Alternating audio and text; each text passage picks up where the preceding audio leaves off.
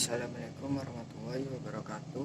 Perkenalkan, nama saya Muhammad Angga Badutaman, NIM E 2019-1054. Di sini saya akan membahas tentang ekonomi dua sektor atau ekonomi tertutup tanpa kebijakan pemerintah.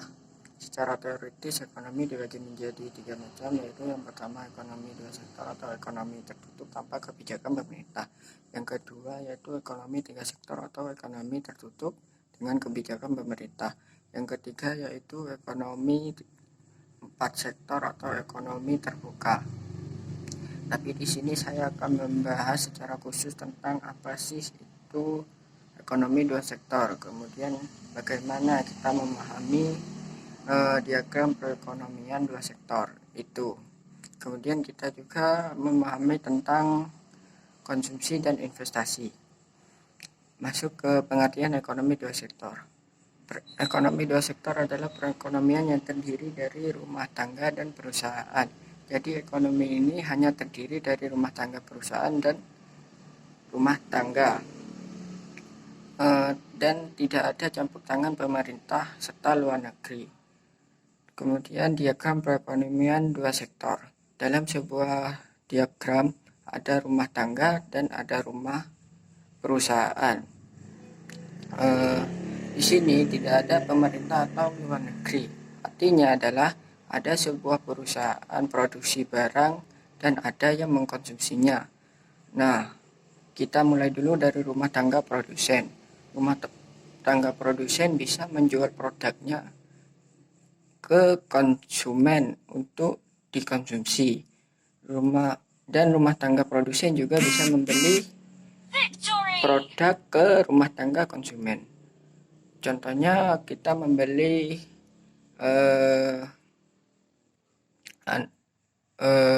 tenaga kerja. Kemudian rumah tangga konsumen bisa membeli produk rumah tangga produsen seperti membeli roti. Kemudian aliran pendapatan dalam perekonomian dua sektor. Yang pertama, sektor perusahaan menggunakan faktor-faktor produksi yang dimiliki rumah tangga. Yang kedua, sebagian besar pendapatan yang diterima rumah tangga itu digunakan untuk konsumsi, yaitu membeli produk-produk dari perusahaan. Yang ketiga yaitu sisa pendapatan rumah tangga yang tidak digunakan untuk konsumsi itu ditabung dalam institusi-institusi keuangan. Yang keempat, pengusaha yang ingin melakukan investasi akan meminjam tabungan rumah tangga yang dikumpulkan oleh institusi-institusi keuangan. Kemudian hubungan antara pendapatan dan pengeluaran. Pendapatan rumah tangga adalah faktor terpenting untuk menentukan tingkat pengeluaran. Artinya, ketika rumah tangga belum mendapatkan pendapatan, maka tetap saja itu akan mengkonsumsi untuk memenuhi kebutuhannya.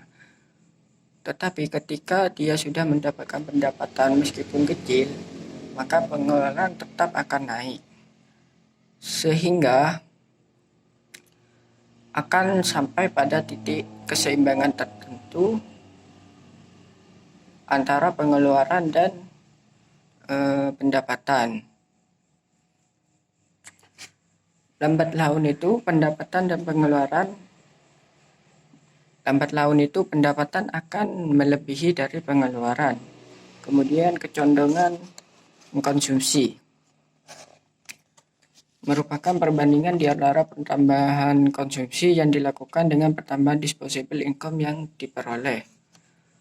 Yang kedua yaitu kecondongan mengkonsumsi rata-rata, merupakan perbandingan antara tingkat konsumsi dengan tingkat disposable income. Kecondongan menabung marginal atau MPS, merupakan perbandingan di antara pertambahan tabungan dengan pertambahan disposable income. Yang kedua yaitu kecondongan menabung rata-rata, merupakan perbandingan antara tabungan dengan pendapatan disposable. Kemudian kita memasuki fungsi konsumsi dan tabungan. Fungsi konsumsi yaitu suatu fungsi yang menunjukkan sifat hubungan antara tingkat konsumsi rumah tangga dalam perekonomian dengan pendapatan nasional.